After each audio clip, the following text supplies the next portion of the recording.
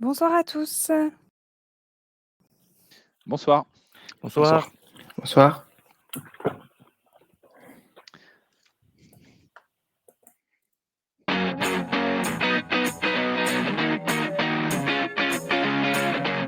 Créée en 2007, Extia est une société de conseil en ingénierie regroupant plus de 2000 collaborateurs en France et à l'international. Présente au palmarès Great Place to Work depuis 10 ans, l'ambition des Extiens est de combiner bien-être et performance. C'est pourquoi ils ont créé les communautés métiers d'Extia, les Comettes. L'objectif ? Pouvoir partager ses connaissances et participer à la montée en compétences de tous. Afin de favoriser l'engagement des collaborateurs, le programme des Comettes a développé son propre système de gamification permettant d'obtenir des récompenses collectives ou individuelles et continuer de faire grandir le programme. En quelques chiffres, les Comettes by Extia en 2021, ce sont 11 thématiques techniques, sectorielles ou transverses abordées et plus de 50 experts et passionnés qui font vivre le programme. Une centaine d'événements organisés chaque année sur des thèmes allant du DevOps au ferroviaire en passant par l'agilité et les soft skills. Une présence dans 5 pays rassemblant plus de 3500 participants de tous horizons. Puisque chez Extia, c'est d'abord qui, ensuite quoi, les possibilités sont infinies. Prendre la parole pour partager votre expertise ou échanger avec nos experts pour construire un événement à destination de votre entreprise ou de votre organisation. Rejoignez l'écosystème Comet by Extia et suivez notre Twitter pour ne louper aucune actualité sur le sujet.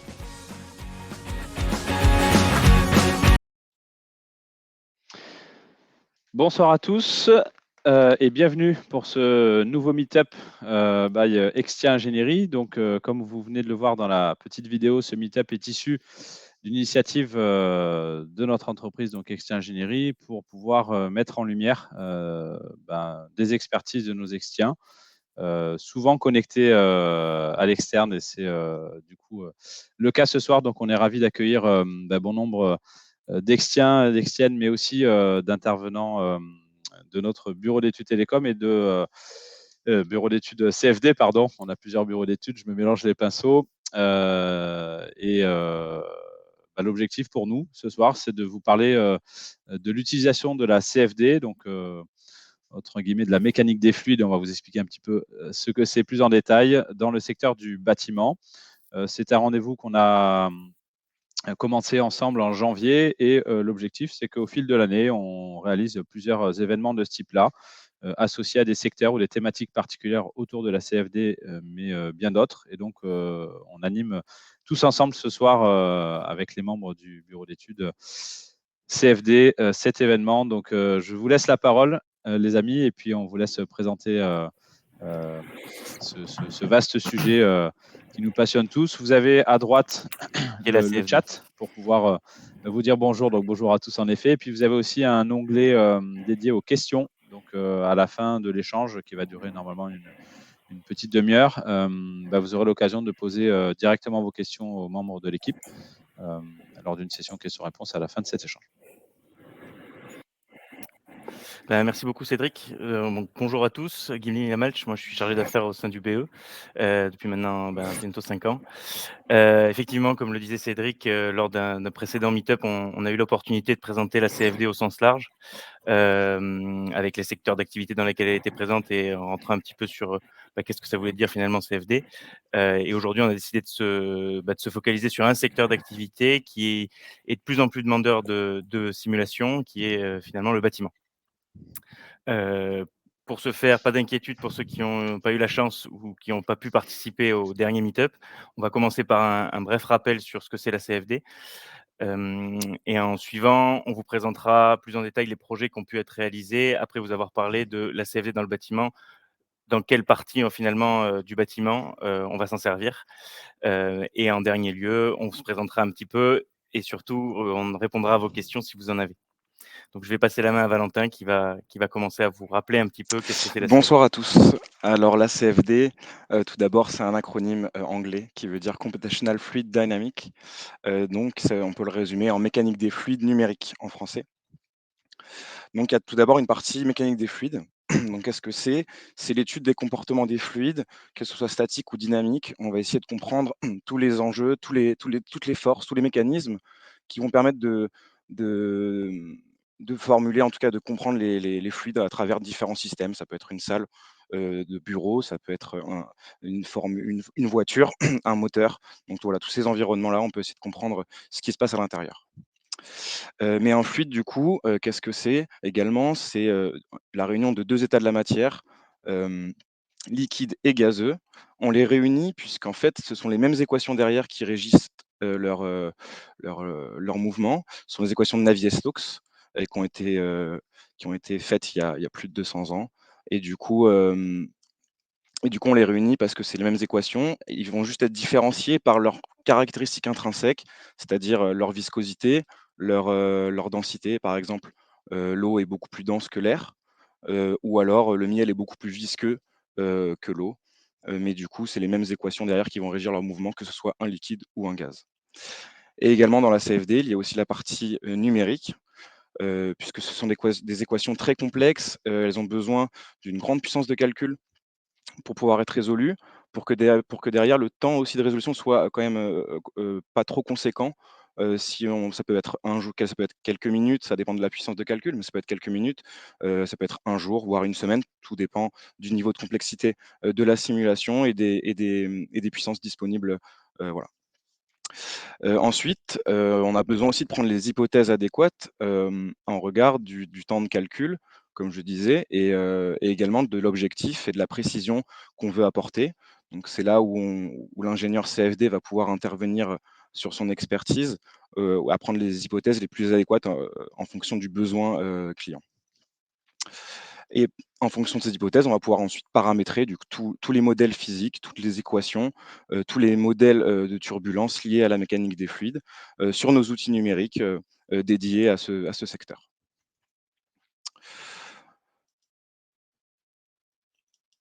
Et en pratique, comment se déroule, on va dire, une simulation numérique? Donc à partir d'un fichier brut, donc en 3D. Donc soit on peut avoir à disposition cette 3D, soit on peut reconstruire à partir de plans en 3 dimensions. On va extraire le volume fluide, c'est-à-dire on va prendre que les surfaces mouillées par l'écoulement, que ce soit de l'air, de l'eau, en tout cas par le fluide. Par rapport à ça, on va discrétiser tout l'environnement en plein de mailles. Donc ça peut être quelques milliers, quelques millions, voire des dizaines de millions si c'est des systèmes très complexes ou qui font intervenir des échelles de, de longueur très différentes. Donc là, vous avez l'exemple, en fait, c'est une salle d'échange à la place d'Italie. On peut voir l'escalier, l'escalator en rouge et puis les portiques en haut. Et du coup, on va discrétiser. Donc, toutes les équations, tous les paramètres, température, pression, vitesse de l'écoulement, vont être résolus dans chacune de ces mailles. Et du coup, on va pouvoir avoir des informations très précises de tous ces paramètres physiques dans chaque coin en fait, de notre système. Donc, une fois que le maillage est fait, on va pouvoir le paramétrer. Donc, on va faire la mise en données du calcul. Donc, c'est là où on va donner en fait toutes les vitesses aux différents endroits de notre calcul, les températures, et on va lancer notre simulation. Donc là, on peut voir un post-traitement. Donc, ce sont juste des trajectoires de l'écoulement à travers la salle d'échange issue du ventilateur. Et par rapport à ça, on va faire notre post-traitement, tous nos résultats, et on va pouvoir optimiser ou modifier notre géométrie et pouvoir recommencer ce processus si nécessaire. Ensuite, Gimli, du coup, va vous parler de la CFD dans le bâtiment, comment elle Et intervient. merci pour ces rappels, Valentin. Je pense que c'était important qu'on ait ces petites choses en tête avant de rentrer dans le vif du sujet. Donc donc ce qu'on va faire maintenant, la CFD dans le bâtiment. Donc, il y a 3 grands axes d'études, que nous, on a voulu mettre en avant et qui sont assez différents. Le premier, ça va être tout ce qui va être les études à l'extérieur du bâtiment. Donc tout ce qui va prendre en compte, l'impact du vent, sur le bâtiment, sur les ouvrants du bâtiment, sur les façades, les forces appliquées sur ces façades-là, ou bien encore la dispersion de polluants, que ce soit sur un site industriel ou bien, dans des villes pour voir, comment va se dissiper l'air en sortie des cheminées. Donc ça, c'est une première chose qui peut être fait en extérieur. La seconde chose qui peut être faite en extérieur, c'est également tout ce qui va être le confort des piétons, enfin des usagers, et donc de voir, l'impact que va avoir, les différents modifications structurelles des bâtiments sur, ce que je viens de dire, donc tout ce qui peut être confort des usagers à différentes hauteurs bien sûr, ou encore, l'impact des intempéries et notamment du vent en fonction de différents axes, on peut prendre différents axes, lors des simulations et donc voir cet impact-là. La deuxième partie donc, par opposition à l'extérieur, l'intérieur des bâtiments. Donc encore une fois, il va y avoir tout ce qui va être, la notion de confort, mais de façon un peu plus poussée où là on va pouvoir aller chercher, tout ce qui peut être risque de condensation, voir où est-ce qu'il risque de se former des gouttes d'eau et donc du coup détériorer certains équipements ou certaines œuvres d'art, notamment dans des musées. Ou bien encore une fois, l'impact des ouvrants et c'est là où il y a toujours un lien entre les 3 thèmes qu'on va vous présenter. Ce qui va se passer à l'extérieur va fortement impacter, tout ce qui peut se passer à l'intérieur du bâtiment. Pour continuer sur l'intérieur, du bâtiment, il va y avoir aussi tout ce qui va être désenfumage, où il faut respecter des normes de vitesse qui sont différentes en fonction des bâtiments qu'on peut étudier. Donc voilà sur la partie intérieure et extérieure et maintenant il y a un grand enjeu bah, que tout le monde connaît, c'est l'optimisation énergétique, de nos bâtiments et des équipements qui peuvent être à l'intérieur de ces bâtiments. Et donc ça peut passer par de la simulation, donc ça peut relier l'intérieur et l'extérieur puisque effectivement, si on veut travailler sur l'isolation d'un bâtiment, il faut prendre en compte, la température qu'il peut faire en extérieur ou bien les intempéries qu'il peut y avoir en fonction du lieu géographique. Donc ça, c'est la partie isolation thermique pour ainsi dire. Il peut y avoir également la partie optimisation, donc comme le disait tout à l'heure Valentin, des ventilateurs qui vont, amener l'air dans les bâtiments, les optimiser, c'est-à-dire, trouver, le bon ventilateur qui utilise la bonne puissance pour amener le bon niveau de confort ou le bon niveau de vitesse d'air, sans avoir quelque chose qui est surdimensionné, ce qui était, auparavant un petit peu la norme. On surdimensionne, on est sûr que ça fonctionne, mais maintenant qu'on veut faire des économies, que ça soit, d'énergie ou bien même de matière ou encore de coûts de fabrication des équipements et ben, on va faire des simulations pour aller plus chercher, les 10 degrés d'écart, mais le degré d'écart, et effectivement derrière entraîner de fortes économies. Voilà un petit peu les 3 grands axes. Maintenant, je vais laisser la main à Valentin qui va vous présenter des sujets, qui répondent à ces axes-là. Le premier cas, l'écoulement extérieur. C'est Je te ça, laisse on la va main, balayer Valentin. les 3 domaines, au fur et à mesure des slides. Donc 3 exemples pour l'écoulement extérieur. Donc le premier, c'est la dispersion de polluants. Donc là, je ne sais pas si vous l'avez reconnu, je vais lancer la vidéo. En fait, c'est la gare et la tour Montparnasse. En fait, il y avait des équipements qui évacuaient en fait de l'air vicié, de l'air pollué et en fonction des configurations de vent, c'est-à-dire, en fonction de sa direction et de son intensité, il fallait, être sûr qu'ils ne vont pas, impacter les bâtiments aux alentours. Donc là, c'était un vent, qui arrivait, je vais remettre la vidéo, qui arrivait, de vers la tour Montparnasse. Donc là, cette configuration a pu prouver que du coup, il y avait peu d'impact sur la tour. Donc c'est un peu des premiers, c'est pour le premier exemple. Donc là, c'est des grands domaines, donc là, on va prendre plein d'hypothèses, comment modéliser le vent, notamment dans un milieu urbain. Un deuxième exemple, donc là, ça va être l'impact du vent sur des ouvrants. Ce qui nous est de plus en plus demandé, donc en fait, c'est, l'ouverture de portes, de fenêtres dans des cas hiver ou dans des cas été, toujours en regard d'une configuration de vent spécifique. Donc on peut faire varier, donc l'intensité et la direction.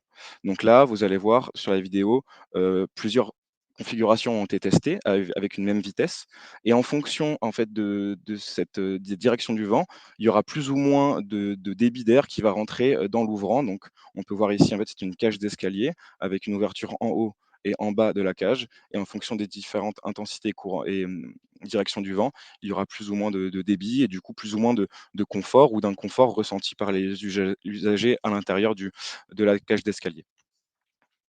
Et pour le dernier exemple, Guilmy, elle l'avait déjà mentionné, dans la slide, juste avant, donc le confort urbain. Donc là, ça a été, une simulation justement qui a été aussi fait en collaboration avec, le, mmh, le pôle génie urbain, d'Exti Ingénierie. Donc là, en fait, c'était, voir, une station, implémentée dans un milieu urbain, voir en fait, son impact et voir le niveau de vitesse d'air autour de cette station, voir comment elle impactait l'air autour d'elle, voir comment aussi les bâtiments impactaient, l'air pour qu'il n'y ait pas trop de vitesse à cette station où peut y avoir de l'attente, de personnes. Et également, ensuite, il y a toute une optimisation. Il y a aussi modélisation des arbres avec la porosité des feuillages. Donc voilà, on incrémente à chaque fois la complexité des simulations pour être le plus précis possible.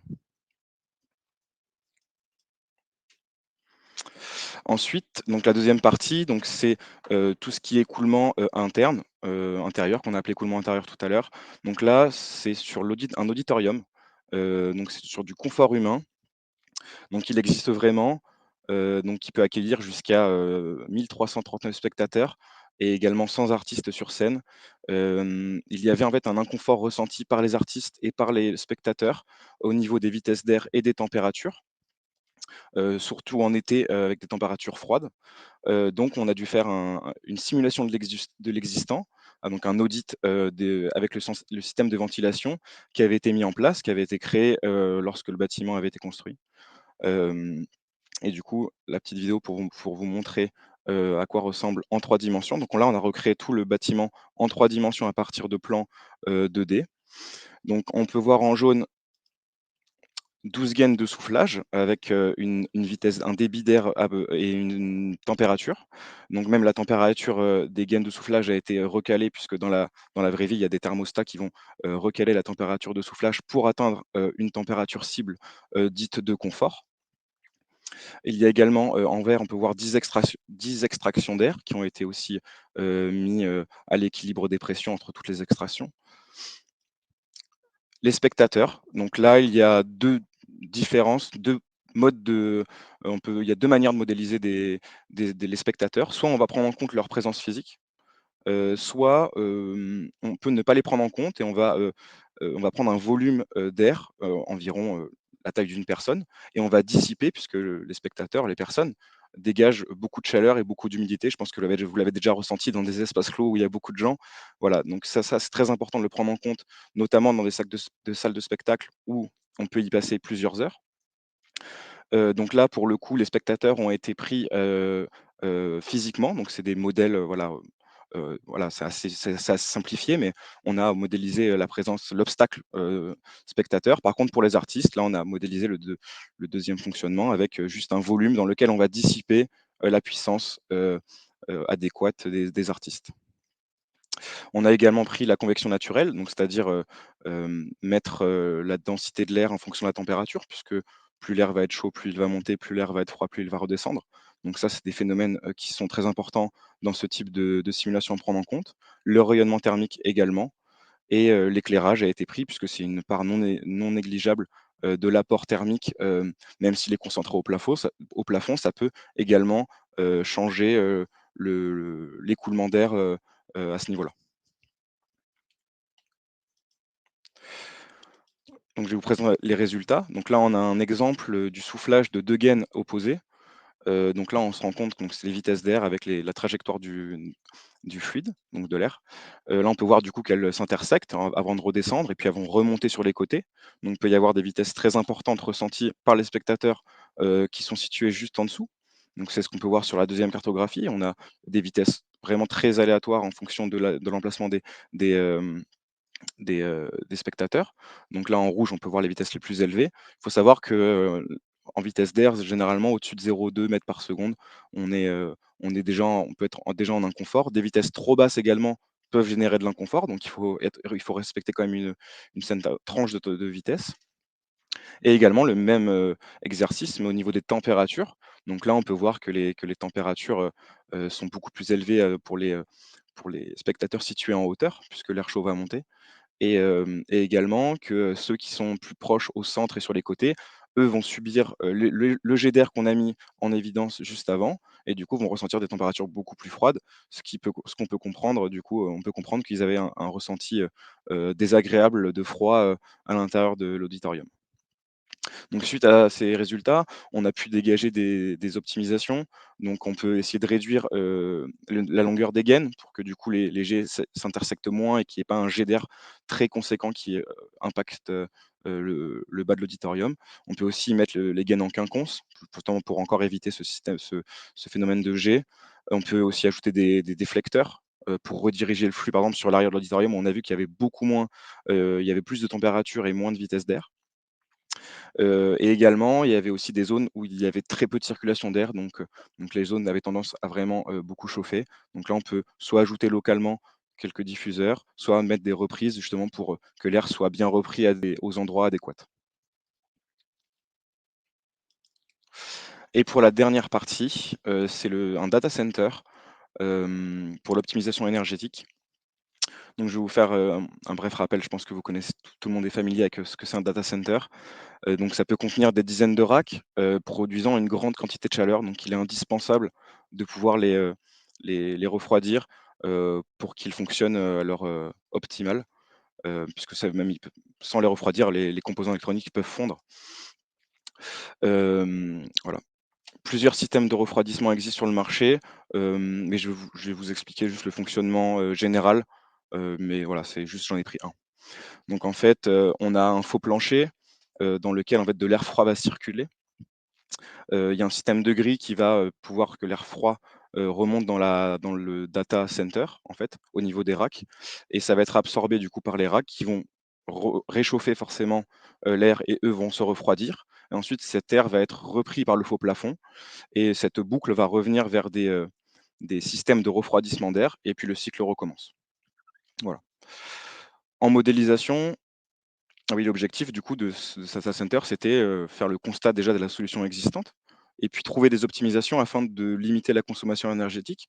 Donc soit c'est en termes de débit, comme disait Guigny au tout début, c'est en termes, voilà, est-ce qu'on peut pas diminuer le débit pour pas surdimensionner notre système.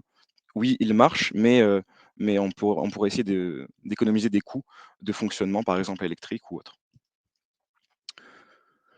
Donc en termes de modélisation, donc là, vous pouvez voir une vue 3D du data center. Donc on peut voir en rouge, en fait, ce sont les racks qui vont chauffer. Donc c'est dans ces parties-là où on va mettre la puissance thermique très importante des différents composants électroniques qu'on regroupe en un seul bloc. On peut voir en orange, en fait, c'est l'admission d'air chaud venant du faux plafond. Donc là, en jaune, en orange, c'est l'entrée des systèmes qui permettent de refroidir l'air. Et en bleu, c'est la sortie d'air frais, donc la sortie des refroidisseurs d'air, qui vont aller vers le faux plancher. Plus spécifiquement, au niveau des racks, on a du coup les grilles qui sont en gris, du coup, pour le coup. Donc là, c'est juste un milieu poreux où l'air frais va pouvoir juste passer à travers. Ensuite, ils vont arriver par la surface bleue où ils vont pouvoir rentrer du coup dans le rack, être réchauffés du coup par la puissance thermique très importante, et ressortir par les sorties chaudes d'air chaud, et ensuite remonter vers le faux plafond si tout se passe bien. Donc là, on peut voir une cartographie de température à peu près au centre, à hauteur constante au milieu du data center. Donc là, on peut voir les allées chaudes et les allées froides. Et ce qu'on peut remarquer également, c'est qu'il y a quand même peut y avoir des mélanges d'air chaud avec l'air chaud peut quand même circuler librement avant d'aller vers le faux plafond. On voit que voilà, il se mélange un peu. Il y a des zones également vertes qui sont, on va dire, un mélange des deux. Donc voilà, là, les lignes de courant qui sont issues justement avant de rentrer au faux plafond. Donc là, on voit les lignes qui vont arriver vers le faux plafond. Donc là, on peut voir qu'il y a même des lignes froides. Donc ça veut dire qu'il y a des lignes issues du faux plancher qui vont directement aller au faux plafond. Donc c'est-à-dire elles ne sont même pas ingérées par le data rack. Donc on va perdre encore de la puissance, on va perdre de l'énergie. Euh, et également, il y a des mélanges, comme je disais justement, il y a du mélange d'air chaud et d'air froid qui du coup est néfaste aussi pour la consommation énergétique. Donc voilà, c'est les deux. Je n'avais pas cliqué, mais ce sont les deux principales conclusions de cette modélisation. Et donc suite à ça, on peut chercher des optimisations. Donc une des pistes, ça a été de créer en fait des ajouts de cheminée, c'est-à-dire de canaliser l'air chaud et qu'il s'évacue directement en fait par le faux plafond. Et là, on voit que du coup, ça marche beaucoup mieux. On voit que du coup, l'air chaud est directement évacué. On voit que du coup, il n'y a pas de zone où il y a des zones mortes, où il n'y a pas de vitesse, il n'y a pas de surchauffe. Du coup, on peut voir qu'en fait, que pour un même débit d'air, pour une réduction du débit d'air, pardon, d'air frais, on aura le même refroidissement, ce qui est du coup très, très, très bien pour nous. Et également, une deuxième chose qui peut nous servir, c'est cette modélisation, c'est d'estimer en fait les pertes de charge dans le faux plafond et dans le faux plancher, en tout cas qui sont induites par la structure même du data center pour pouvoir dimensionner au mieux finalement les ventilateurs qui nous serviront à souffler dans le data center. Donc voilà, c'est les deux grandes bienfaits de la modélisation et tout ça de manière rapide. C'est-à-dire que l'ajout de cheminée, voilà, c'est quelque chose qui va être très rapide à faire que plutôt faire des tests ou tester la chose. Là, on a directement l'impact très rapidement avec la modélisation. Et je crois que voilà, Kimli, je te laisse la main. Voilà. Donc, comme a pu le montrer et l'a précisé à la fin, Valentin, ce qui est maintenant intéressant avec la CFD et pourquoi elle est aussi présente dans le secteur du bâtiment, effectivement, il y a la demande, d'économie d'énergie et de précision qui est accrue, depuis quelque temps, mais également la capacité de réaliser les simulations qu'a pu vous montrer Valentin dans des temps, admissibles pour le secteur. On sait tous, c'est pas une légende que dans le secteur du bâtiment, les délais, c'est toujours pour hier. Maintenant, on est capable de présenter des simulations, des premiers cas de référence, dans des délais totalement raisonnables et qui respectent, d'un point de vue aussi coût, les attentes, du secteur du bâtiment. Donc, notre équipe, elle est en photo ici. Donc, Valentin et moi-même qui avons présenté, Mehdi qui est présent également et Mehdi qui est le responsable du bureau d'études et Steven qui est notre référent technique. C'est par lui que passent toutes les méthodos, que va développer Valentin. Et donc tous les projets, vous pouvez voir un peu également les clients qui nous font confiance, pas uniquement dans le secteur du bâtiment puisque c'est pas le seul secteur avec lequel on travaille, loin de là. Du coup, voilà, c'est une équipe de passionnés, comme on a essayé de vous le transmettre et de vous montrer. Si vous avez les moindres questions maintenant, sur le sujet, j'ai déjà vu que Anne avait posé une question, à propos de l'auditorium. J'en profite, pour commencer par répondre à celle-ci. Si Valentin, tu peux remonter sur les slides de l'auditorium, on peut voir, parce que les premières choses qu'on montrait, c'était les vitesses d'air. Alors attention, hein, c'est, donc plus c'est rouge, plus ça va vite, et plus c'est bleu, moins ça va vite ou moins c'est chaud. L'idée pour répondre à ta question, est-ce que c'est mieux d'être assis en bas ou d'être assis en haut? Clairement, sur la partie température, on peut voir que c'est quelque chose d'assez homogène, voire frais, dans la partie basse, alors que dans la partie tout en haut, on voit clairement qu'il y a une augmentation de température. Donc du coup, ce qu'on peut dire, c'est que c'est ni en bas ni en haut, c'est plus une partie intermédiaire, mais plus proche du bas quand même. Et effectivement, lorsqu'on regarde les tarifs, pour aller au théâtre, on peut se rendre compte que les places, tout en haut sont généralement les moins chères. Tout à fait. Si indiscrétion ne pas répondre. Alors, je lis la question à haute voix, pardon. Si indiscrétion ne pas répondre, mais si on peut avoir une idée approximative d'un budget étude pour étude, d'un des sujets évoqués pour se rendre compte du ROI, Return of Interest, sur le sujet pour les exploitants. Oui, alors déjà d'un point de vue délai, là, on n'est pas parti de la 3D sur l'auditorium. C'est bien des plans. Donc ça déjà, ça prend beaucoup plus de temps, pour Valentin, en l'occurrence, de reconstruire le modèle 3D. Mais si on partait d'un modèle existant où on a utilisé la 3D, avoir un premier résultat, c'est de l'ordre de 10 jours sur des volumes de cette taille-là. Et comme on peut faire plus rapide, sur des volumes plus petits, pour par exemple la RATP où on était, à moins de 2 semaines. Et en termes de coût, sur le désenfumage de Place d'Italie, que vous pouvez voir, en haut, alors c'est pas si facile de sortir qu'un seul coup puisqu'on fait plusieurs simulations à chaque fois. L'intérêt du client, c'est souvent de ne pas en faire qu'une seule, mais on est à l'ordre de moins de 10 000 € sur le En désenfumage complément de Place ce que d'Italie. dit Gimli, puisque ça parle d'argent, tout dépend, comme il a dit, du point de départ. Lorsqu'on a un BIM ou un Revit tout prêt pour extraire la géométrie, donc ça réduit la préparation géométrique. Et tout dépend aussi des objectifs qu'on cherche derrière les objectifs physiques.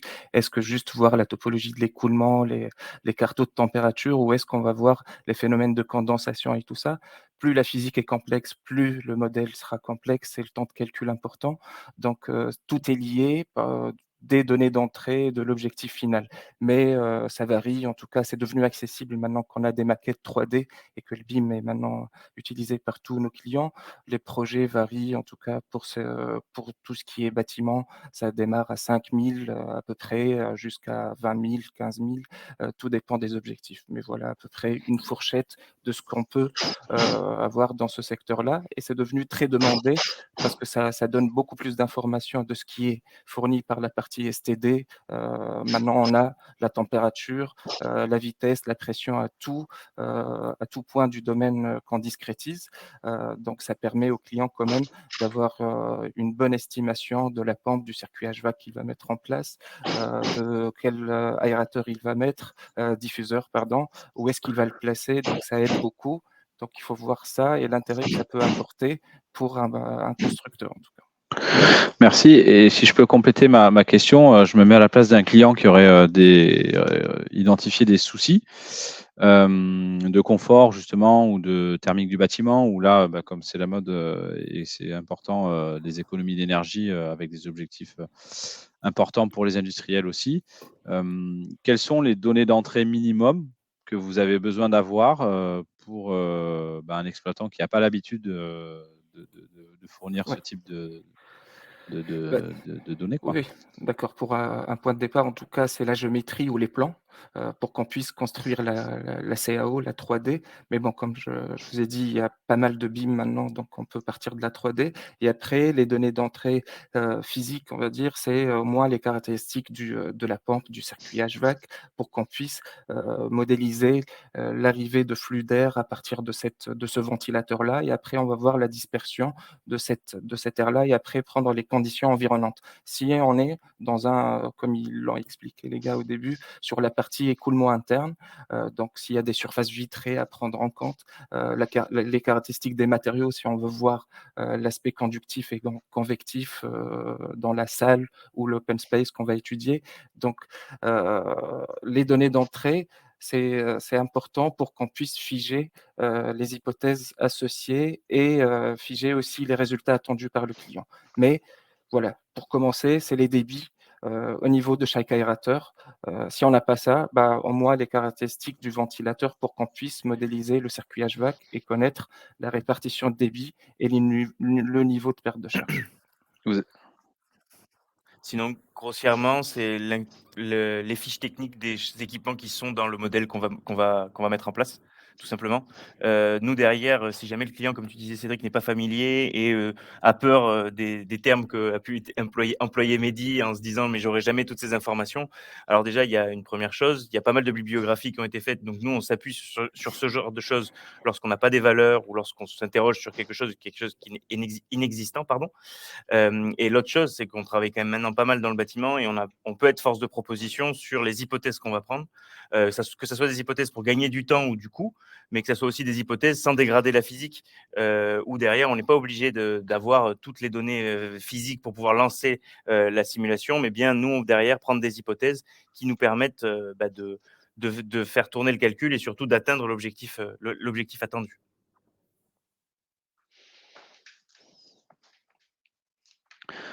pour compléter, du coup, il y a une question de Anne aussi pour compléter la mienne. C'était Ouais. est-ce que vous avez souvent besoin d'aller ou l'habitude d'aller sur site pour faire du repérage ou justement étudier, analyser les données, les implantations d'équipements Alors, alentours, et est-ce que vous allez aussi après coup souvent Mmh. essayer, ou est-ce que c'est le client qui le ça, fait? Ça dépend de la phase du projet. Est-ce qu'on est si jamais on est dans quelque chose qui va se construire, aller sur le chantier, c'est pas toujours, hyper, pertinent puisque les choses sont en train d'être mises à l'étude. Donc là, on n'a pas forcément besoin d'y aller.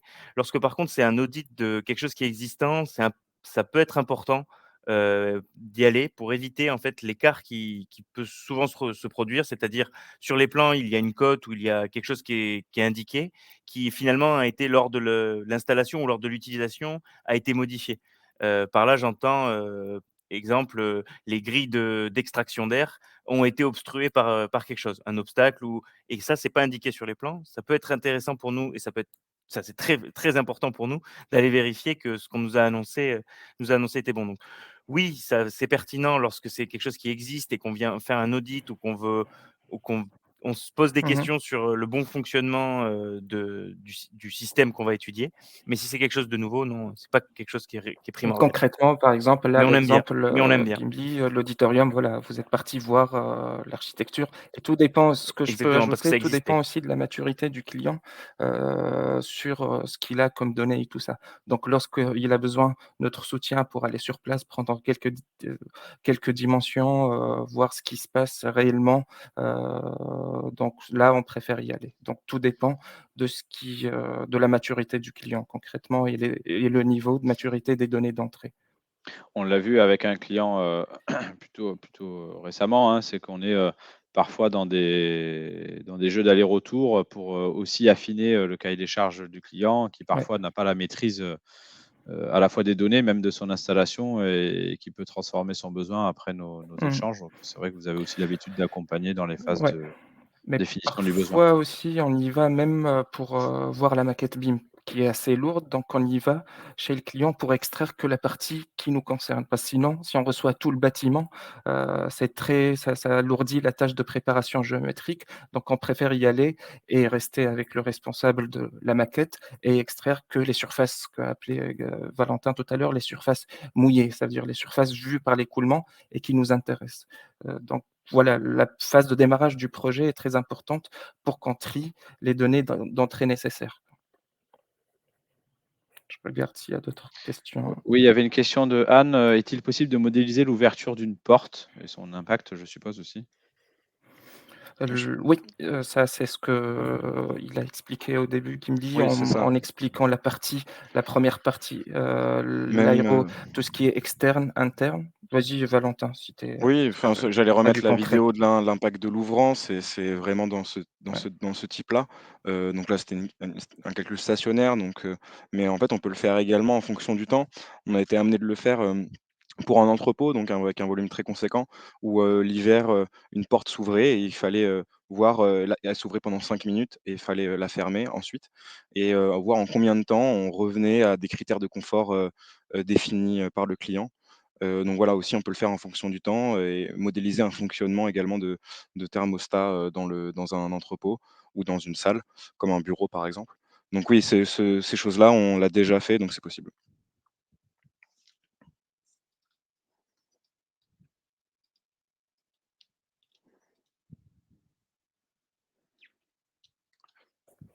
N'hésitez pas si vous avez des questions.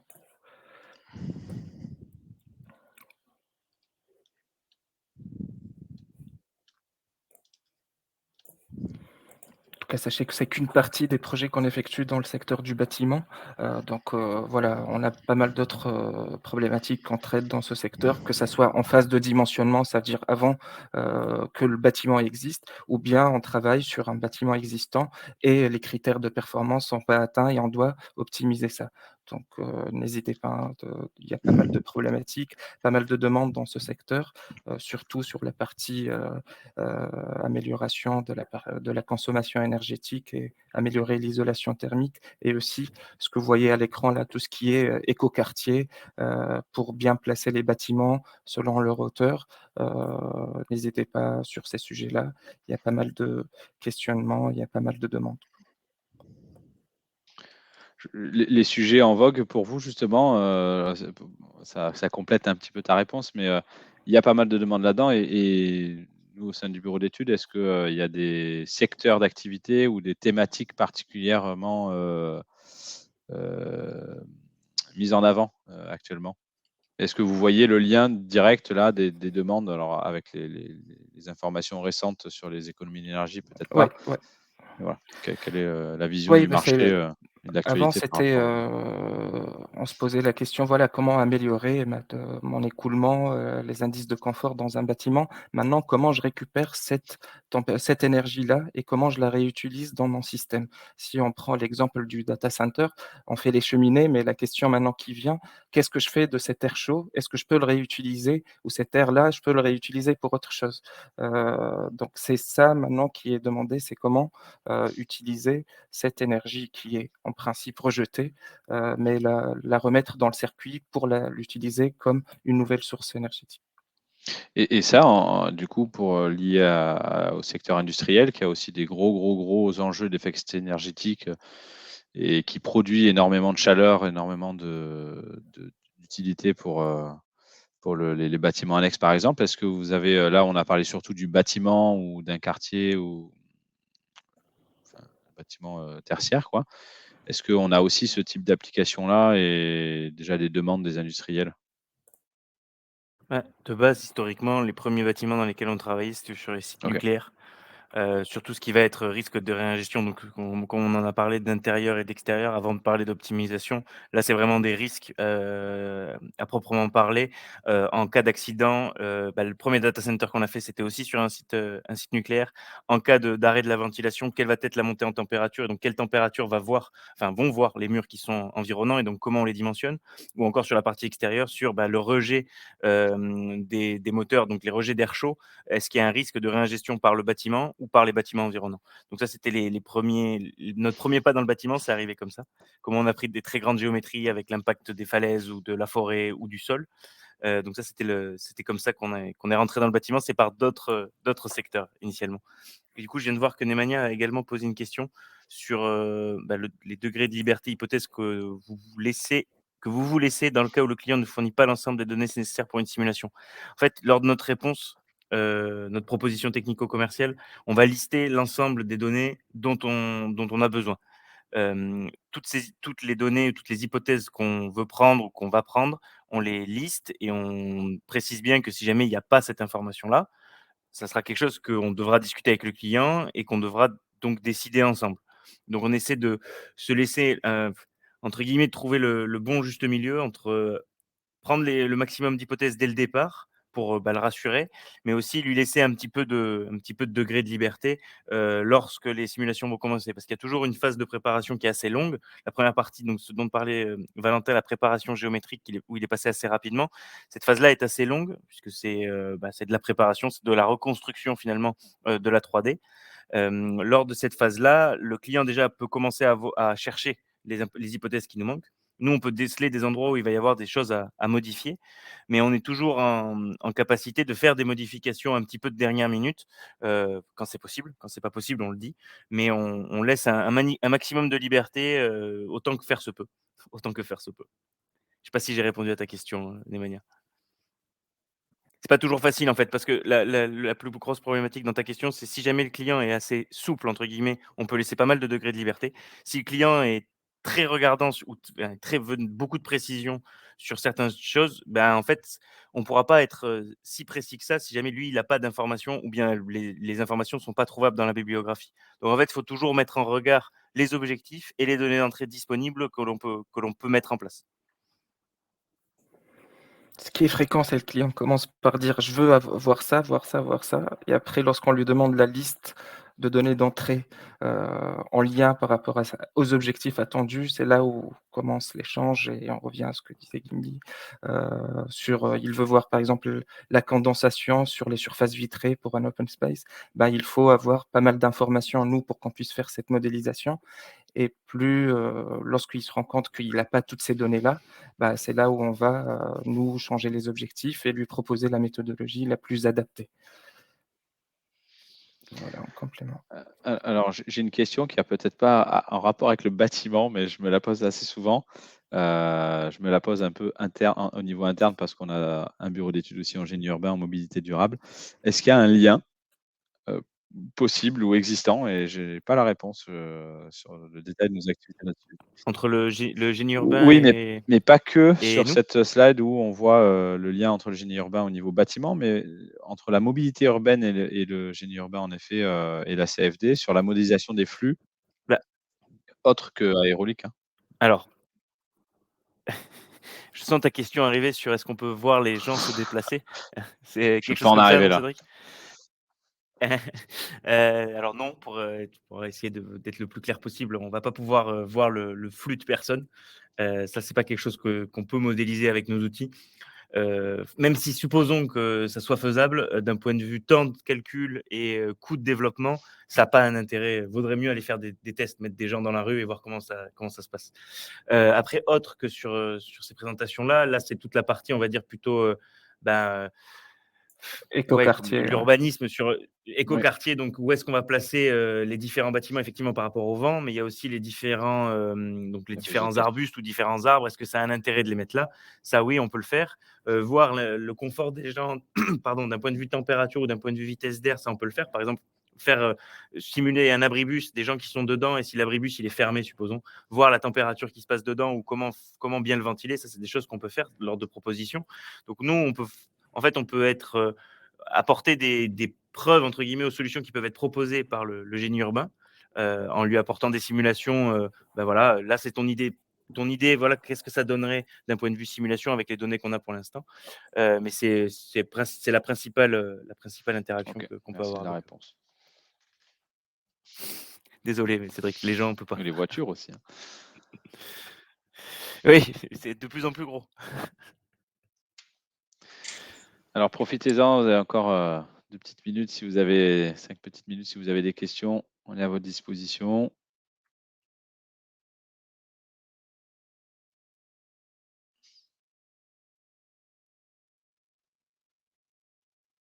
Mais c'est vrai qu'on devrait quand même voir apparaître de plus en plus de demandes liées à l'efficacité énergétique. Mais ça prendra le petit délai que ça prendra, mais Même dans devrait, l'agroalimentaire, maintenant, on commence à nous demander comment améliorer son efficacité énergétique pour une ligne de production de cuisson d'un produit donné, comment optimiser la consommation énergétique. Ouais. Ça OK. commence à arriver parce que les normes sont en train de changer. Et c'est là où la CFD peut apporter, la simulation d'une façon générale, en tout cas, peut apporter son intérêt. Il y a une question de Anne, comment Je vous vais voir la question d'Olivier Ah, sur, oui. sur le FLJ. Donc, c'est ce que tu appelles le facteur lumière du jour, je suppose, Olivier. Du coup, qu'est-ce que tu appelles FLJ exactement? Parce que nous, on pourra prendre en compte le rayonnement solaire, on peut le faire. Donc du coup, tout ce qui va être réfléchi, réfracté et va Ouais, le traverser rayonnement thermique, pour un être plus milieu précis, transparent. dans le sens, l'échauffement, pas la lumière en soi, Voilà, pas le fait que ce soit éclairé, mais c'est le fait ça. que ça va chauffer. Voilà. Je t'en prie, Guy, juste pas préciser. Ouais, non, c'est ça. C'est ce que j'allais préciser. Et il y a une question de Anne sur, comment est-ce que vous choisissez entre ANSYS Fluent et Star CCM? C'est le client. C'est un gros débat, Alors, ouais. il y a deux possibilités. C'est un grand débat au sein du BE, puisqu'il faut savoir que Mehdi, ici présent, est initialement un utilisateur de Star CCM+, et Steven est plutôt utilisateur ANSYS, Valentin également. Tout ça, c'est une partie historique aussi, c'est-à-dire que Mehdi vient plutôt du sport automobile et de l'aéro, où on utilise pas mal Star. On utilise aussi ANSYS, mais on utilise pas mal Star. Et Steven vient plutôt d'un endroit où oil and gas et nucléaire, donc les physiques plus que les géométries sont complexes. Là où où on utilise en général, plus souvent, Fluent. Sinon, si on a le choix, nous on va choisir ce qui peut être le moins onéreux également pour le client. Donc par quoi on est propriétaire. Donc on est propriétaire de notre licence Fluent. Donc ça peut être plus intéressant pour le client. Mais lorsque le client nous impose d'utiliser Star CCM+ ou même un autre logiciel qui peut être un logiciel d'open source, c'est pas un problème, c'est juste que ça peut être plus onéreux, mais c'est souvent à la demande du client qu'on va faire le choix. C'est plus un choix imposé d'ailleurs. Et est-ce qu'avec les outils, de conception, on peut faire un petit peu de modélisation CFD suffisante, pour, Alors maintenant, on a vu qu'il y a certains outils de conception qui font de la CFD entre guillemets. Ça dépend qu'est-ce qu'on veut voir. Ça dépend quel niveau de précision on veut avoir. Ça peut donner une première idée macroscopique. Donc on va pas taper sur les concurrents entre guillemets. Donc ça peut donner des choses assez intéressantes d'un point de vue macroscopique. Par contre, si on va rentrer dans des physiques complexes ou bien des simulations qui dépendent du temps, donc transitoire, là ça peut être, il peut y avoir des points de blocage. Il peut y avoir des points de blocage. SolidWorks par exemple Disons que si emploie ces outils-là, Katia peut-être exactement, aussi certainement? exactement. C'est des modules en plus qui ont une Heu autre approche, qui sont moins coûteux, mais moins précis. Donc tout dépend de parce que surtout dans le secteur, ta question est pertinente, parce que dans le secteur du bâtiment, on nous demande toujours pourquoi ne pas utiliser cet outil qui est moins cher et tout ça. C'est des outils que nous, on a testés auparavant sur de la simulation, aérolique ou thermique, tout dépend du sujet. Mais il faut se méfier si l'approche n'est pas, si les échelles qu'on résout, le modèle de turbulence n'est pas précis. C'est notre rôle aussi de dire au client, attention, ce modèle, ce module de tel éditeur n'est pas précis. Si vous voulez avoir un bon niveau de pression sur le bâtiment ou modéliser, par exemple, l'ensoleillement, c'est pas faisable si on prend pas Fluent, surtout Fluent, qui est connu pour ça. un peu Star CCM+, si on veut prendre en compte l'aspect radiatif, tout dépend de la physique qu'il y a derrière. Mais c'est important, c'est notre rôle en tant que bureau d'études de dire aux clients: «Attention, la solution est moins chère, mais elle est pas précise». Et d'ailleurs, nous, on nous a demandé dans le secteur du bâtiment d'utiliser des outils, beaucoup moins chers, mais qui sont pas précis, on l'a refusé. Parce qu'on sait que derrière, ça va faire de belles photos, mais l'analyse physique et le résultat, en tout cas, ça va pas corréler. Donc, c'est le grand sujet parce qu'il y a pas mal de nouveaux outils, surtout dans le secteur du bâtiment. Et c'est Je pour précise. ça, dans d'autres secteurs, dans le nucléaire et tout ça, c'est pas un choix, c'est une obligation parce Ouais. que, par exemple, Fluent, c'est des outils, lorsqu'on travaille avec Orano ou d'autres, entreprises qui sont dans le secteur du nucléaire, c'est obligatoire que ça soit un outil qualifié parce qu'eux, ils vont faire toute une phase de qualification de l'outil et il est imposé. Donc faire attention à ça. OK, merci. Et il y a une question de Anne: «Est-ce qu'on peut modéliser l'impact de la pollution?» Alors je sais pas si vous savez répondre à cette question, si vous avez besoin de plus de précision. L'impact, moi je vois deux choses. Est-ce que du coup les fumées polluées, enfin la fumée comment va se déplacer? Donc ça, c'est quelque chose qui est faisable. Ou alors ce qu'on a pu également faire dans des stations de métro, c'est-à-dire suivre les particules fines.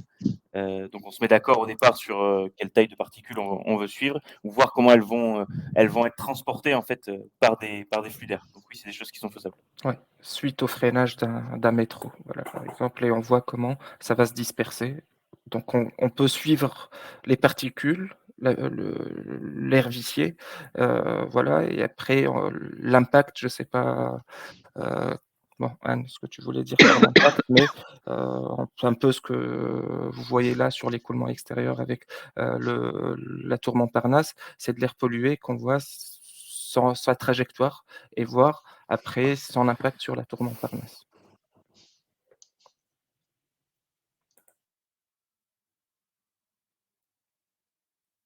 Je pense qu'on a répondu à toutes les questions. Enfin, on a essayé en tout cas.